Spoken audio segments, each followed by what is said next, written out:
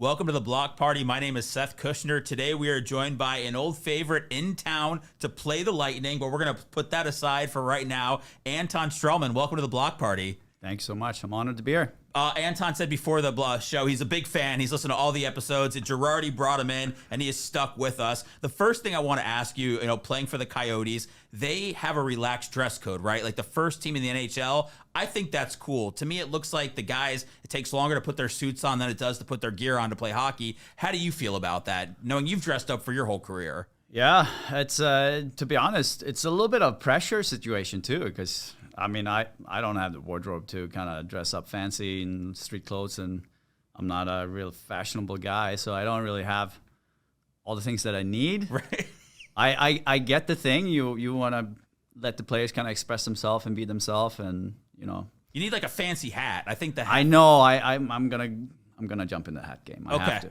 I think that would be my thing. So what are the guys wearing now, since they don't have to wear the suits? Is it like you show up like you're wearing a polo right now? Can you wear that to the arena? Yeah, you can really wear anything you like, as long as it's fashionable. Fashionable, okay. Mm-hmm. All right, that's the key word. Yeah, there's still like a little criteria. You can't come like a, like how I'm dressed right now. I know it's okay to say. Yeah, sorry, I wasn't gonna go there, but since you said it, I'm a podcast slob, so it's I don't have to do. All right, so first thing that I heard about you before we get to all the hard hitting stuff is I heard that you are one heck of a dancer, and I just want to know.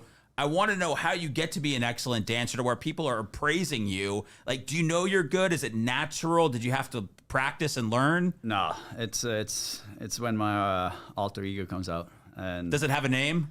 No. Okay. What happens? You just let the music take you, or the drinks take you? What goes on? No, I'm a terrible dancer. I'm horrendous. Okay. But whoever leaked that information, I'm taking names. Right okay. now. That person said, "Do not let them know that it came from Brian Briesman." So okay. He said at all the Lightning parties that you were the guy. He literally told us that you were an excellent dancer, like Dancing with the Stars quality. Couldn't be further from the truth. Okay. Yeah. Maybe. But when the moment speaks to me, I'm not afraid to get up there. Okay. Let's put it that way. And it's not pretty by any means, but I'll do it for a few laughs. Sure. A lot of people are afraid. I'd be too afraid. So it's good that you get up there and you have the courage to let it all hang out there. So Anton, tell me how have the last 2 seasons been? You're with Florida, and now you're with the Coyotes. Playing the Lightning, watching them from afar. Obviously, a ton of friends you have on the team. What's it been like watching them and the success they've had, especially right after you stop playing with them? Yeah. I'm obviously happy for them. They deserve it more than anyone. But it is also it's tough. I'm not gonna lie. It was hard to see them go all the way. I was here for that long of a time, and you almost feel like you were here kind of planting a tree, but you never got to eat the fruit. Oh man, that sort of thing. And man, that's sad the way you said that, but it's true. That's why I had to ask you. Right. Did any of the guys call you? Did they reach out, after they won the cup? Did anybody feel like they wanted to bring you into their happiness? Because I know it's all about sharing it with everybody who was there along the way. Yeah, no, I reached out. I congratulated as many as I could. And Coop actually reached out and just said, you're still a part of this, even though you're not here. So I appreciated that. That was really nice of him. So, but it was tough. And last year we played them in the first round, and that was a tough series. It could have gone either way, I thought. That was a brutal series, by the way. That was where what was it like? There was a game here. I feel like on a weekend where there were bodies just being dragged across the ice. That was like when Kucherov and Sergachev got hurt. That was a tough game. Yeah, that was a tough series. A couple of suspensions. That was first round hockey right there. That is. And but at the end of the day, I think the experience you guys had kind of pulled through and showed at the end there that, especially that game 6, you kind of had full control of that. Let me just ask you about playing with Florida. Do you feel like definitely last year, do you feel like it is a rivalry with the Lightning? I know when you were with the Lightning, Florida wasn't always that great. This was the first time meeting the playoffs. I think it's going to take more meetings in the playoffs to make it a legit rivalry, but do you feel like it's on the way there? I think so. I think it got amped up, and obviously having that first playoff series together, you saw the emotions, you saw all the things that went down in that series, and how special it was, and how it kind of we made, out of all the first rounds series, that was the one people wanted to watch. It felt like, and it was electric. Cool. It really was, and I think that's just great for the state of Florida. It's obviously not a traditional hockey state in that way, but that would definitely be something to make it on the rise. And even when I was here, kids hockey was huge, and I came to South Florida, and it's booming there too now. So it's cool.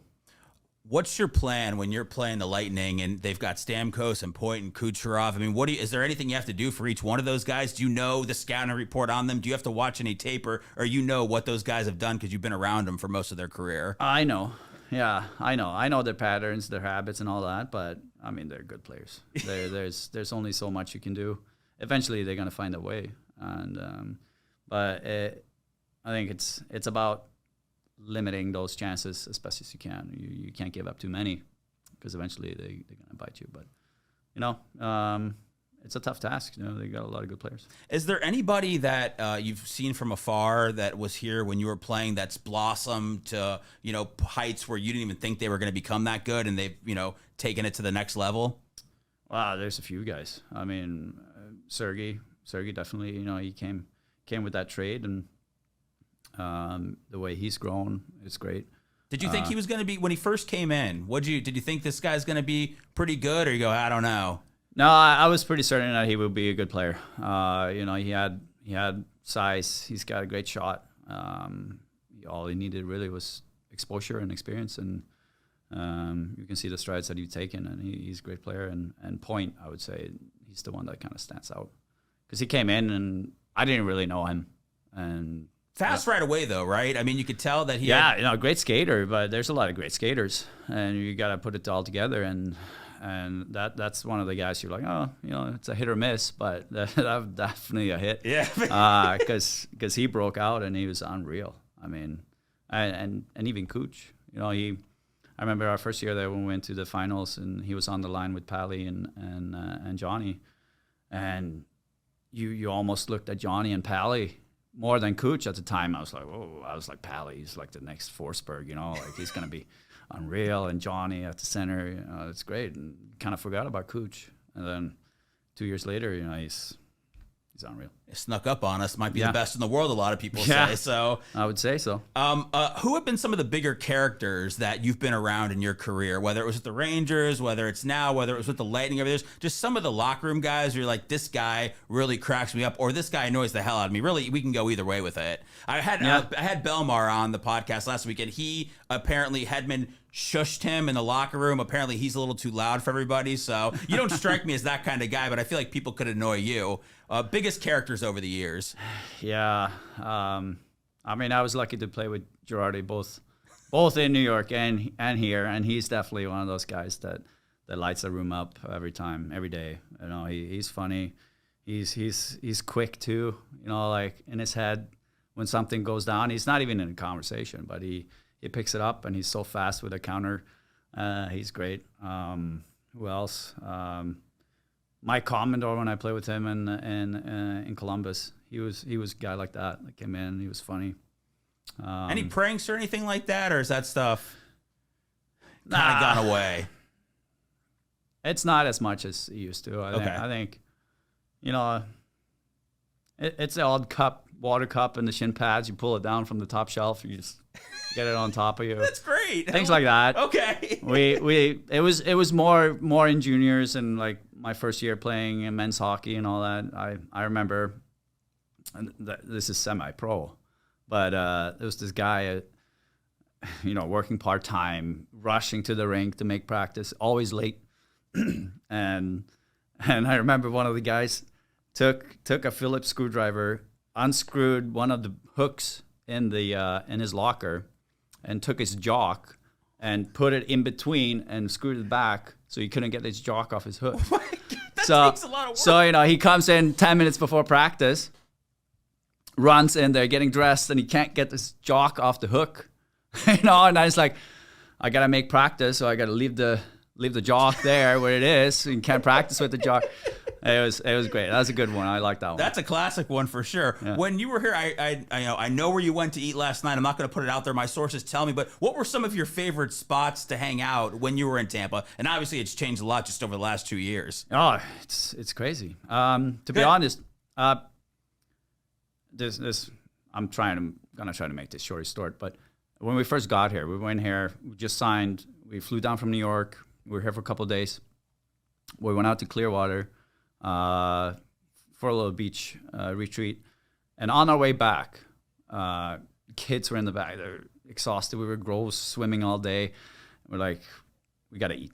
So we drive down Platte, and I don't think it's still there, but Boca was on the corner there of Platte and another side street, and we just jumped in there, and we're like in our swimsuits, and we're like, I don't know, maybe not the fanciest restaurant, but we're definitely not feeling the attire. Not the beach vibe. No, not the beach vibe.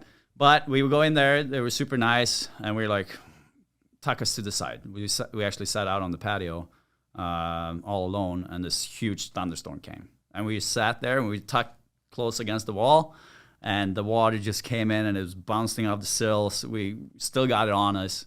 We had a great meal, and that was kind of became our spot after that. That was our introduction into Tampa, first meal really out, and the whole family was there, and we went back numerous times. Now you have 4 kids, right? Mm-hmm. Where do you? I just have a daughter. She's 4. Where do you take the kids when you were here? How do you wear the kids out? What do you do? Aquarium, zoo? What would you do with the kids? Yeah, I think we went to most places you could imagine. We did all the regular stuff. The beach, obviously. Trying to think of something we kind of missed, but you've done it all. Yeah, we did it all. But you get into the family life. It's busy, and at that time, kids starting to do activities, and it was a lot of shuttle around, getting to out in Brandon to the ice rink, and soccer down in Monroe, down close to McDill there, and it was just all over the place. So it wasn't that much time to do it. I want to ask you a question. Hopefully you don't get upset with me. I just have to while you're here. Can you just tell me your opinion of Ikea and just how you feel about it overall? I know people in America, they've embraced it, but they haven't embraced having to put it together and the way things fall apart. And I just wanted to get, I had a headman on the podcast a couple years ago, didn't get a chance to ask him, but I want to see how you feel about it. Yeah. Did you go there and eat the meatballs? No. Disgusting, right? Yeah. Make your own. Okay. Just email me. I'll get you my recipe. Do you have any IKEA furniture? Do you know what are you proud? Is it like the Sweden's like? Are you proud of it? Basically funded IKEA for years. Really? Yeah. All the moves and all the trades that we've done. It's been a lot of IKEA furnitures. I'm telling you that. But if there's one spot that me and my wife fights, it's at IKEA. And what is it? What are the fights over? Everything. It doesn't even have to be about furnitures. I just want to be in and out. I want to know exactly what aisle I'm going to before I even jump in the car. Same here. She wants to walk the upstairs. I hate the upstairs. Too crowded. Mazy. Get me out of there. Let me ask you about. So we're always like. Let me ask you about this move. What about staying home? No, because I hate doing all that stuff, so I just try to avoid it and stay home altogether. Is that an option, or you need to go out and do these things? No, that's the last place I go. Okay. To be honest, I don't want to go. I don't want to go there. We've been there too many times. All right. Yeah. You heard thumbs down. Thumbs down. Thumbs down. It is convenient though. It is. Okay, thumbs are going back up now. Thumbs are going back up. Maybe you own stock. I don't know the way we're going back and forth on this one. So now you have the kids. So how much do you embrace Halloween? Are you dressing up? Do the kids? Is it a big deal? You guys golf carted up, or you not really get into that? We done both. I mean, we try to, obviously when I'm home, we try to be out there. We all dress up as a family and go out on the street trick or treating. A couple of years ago in South Florida, we did golf cart. We rented a golf cart and went around. That was cool. And but we don't make a huge deal of it. Our house has a few decorations. That's about it. Okay. A couple mummies outside the front door. Looks scary. A couple of skeletons. But It's just fun times. Do you have a favorite American candy, or do you have a Swedish candy? The reason I'm asking, I had Belmar on, and he has never had a Reese's cup before. He only likes French candy, and he pretty much made me feel like very little that I eat Reese's cups. So are you into American stuff, or Sweden has all the best candy? Yeah, Sweden has definitely way better. I'm sorry, guys. American candy is not good. It's just the truth. Like, there's great Swedish, candy stores in New York, LA. You can order in. It's great. It's perfect. Look it up. Are Swedish fish Swedish? Yeah, but it's not the American version of Swedish fish. Okay, that was that's all very confusing for me. Yeah, it's. Yeah, I don't know. It's an American fish. Okay, well then that's what we should call it then. Yeah, they should. I'm going to tell my wife, she loves that. Yeah. Now, when you were drafted, I believe 216th overall back in the day, how do they let you know? Do they send a letter? Is it like a telegram, a message in a bottle? How do they let you know that you were drafted? Because was it the 7th round? Yeah. 6th round? Yeah, I don't even know. It was the last round. Did you Let's give put up? It that way. Did you give up? Did you think you weren't going to get drafted? I mean, well, it's funny back then. Like, I was at an 05. I don't think at the time we just moved and we didn't have internet set up or anything. So I remember I went to an internet cafe in Sweden, North Sweden, where I was playing at the time, and I watched the first round. I don't know why, because I wasn't supposed to go there anyways. But I thought it was cool. It was my year, whatever. So I watched the first round. I went to bed. Next day comes around. I don't follow it at all.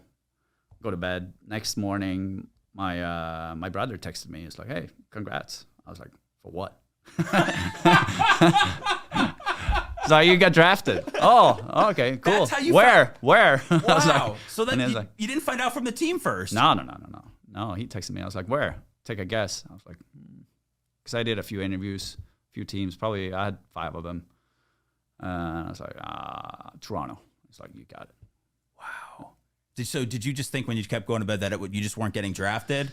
Yeah. Because that year it was weird because that was the lockout year, and we had the option to opt out of that year too because of my late birthday, and we decided to go.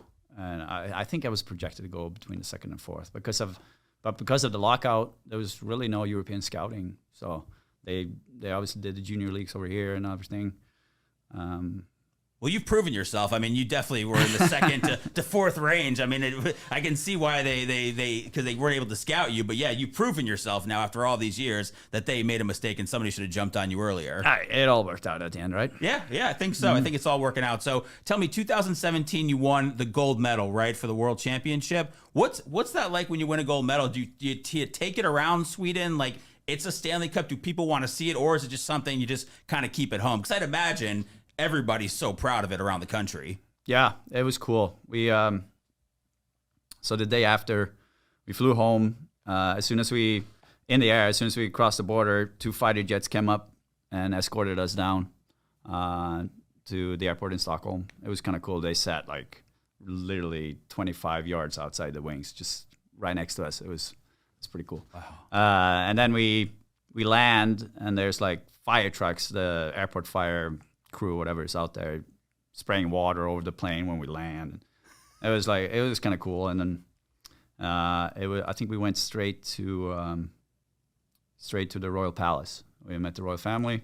Oh, goodness! Took a couple of pictures with them.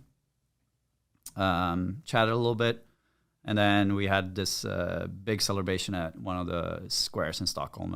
There was probably 50,000 people there, maybe, just filling that square up and the surrounding areas. Is that the biggest moment of your career? Yeah, it probably is. Okay. Yeah.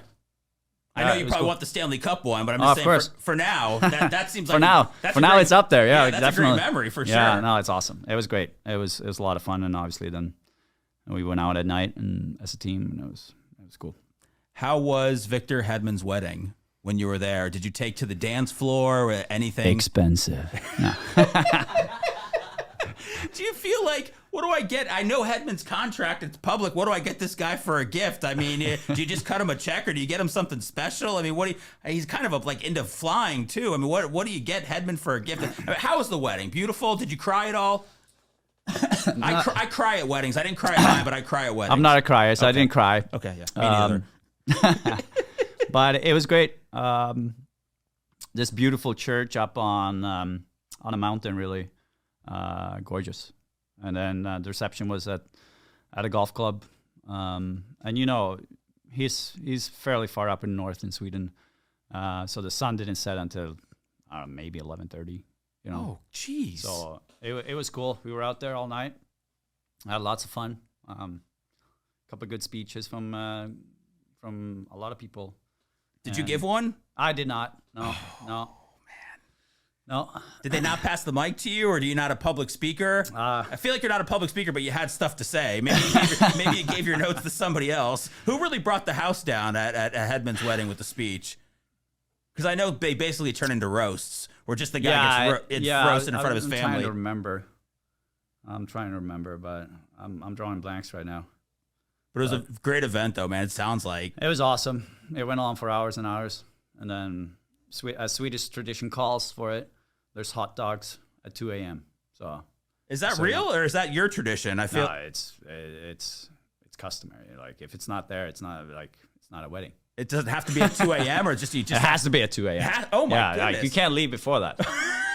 You can't go to bed. I don't know if you're messing with me or not. Yeah, and it has to be a good selection of dogs too. It can't be like the regular kids dogs. It has to be like bratwurst, like good dogs. A lot of what's it called? Sauerkraut, coleslaw. Yeah, a lot of those toppings. Yeah, you gotta have it all. Did you have it at your wedding? You had? Oh yeah. You did? Okay. Mm-hmm. I did not know about this. So I'm Jewish. I had to step on a glass and break the glass at the wedding, but we didn't have to have any special food or anything like this. I mean, I didn't know you had to roll in the Frankfurters for the Swedish wedding. Oh, yeah. It's not even meatballs. That's what we think, that everybody has meatballs because of Ikea, but it's hot dogs. Yeah. There we go. I'm glad we were able to get to the bottom of that. So we sorted that out now. We did. Listen, I learned something today. That's great. We learned all kinds of stuff. Just tell me, what's it like to come back here and play? I know it happened last year. Now the schedule's more open. Coming back to Tampa, tons of fans here. Yeah. People still wear your jersey. How is it special when you come out here and take the ice at Amalie? Always. Yeah, my heart will always bleed a little blue for sure. So it's always fun coming back here. The fans are great. I had a great connection with the fans when I was here, so I always enjoy it. And it's fun playing old teams because you know so many on the ice. You chirp a little bit and you give and take, and it's all good. What about some of these newer guys like Pat Maroon and Corey Perry? You've probably had your fair share of battles with them over the years. Yeah, I've seen them too quite a bit. Yeah. Yeah. Do they wear you out at all? I've heard Pat Maroon is he's a quick guy too out there on the ice with his one-liners. Yeah, he's pretty quick. Yeah, he is. Are you a trash talker? Nah, not too much. Okay. Nah, I'm more the friendly talker. I like that. I need more friendly people out there. Yeah. Last question. Is it true that Victor Hedman learned everything he knows from you? Yeah. Okay. That's what I thought. Yeah. Anton Stralman, thank you very much for the Coyotes. Appreciate it, man. Thanks, Great guys. talk. Thank you for telling me about the hot dogs. And thank you for listening or watching the Block Party.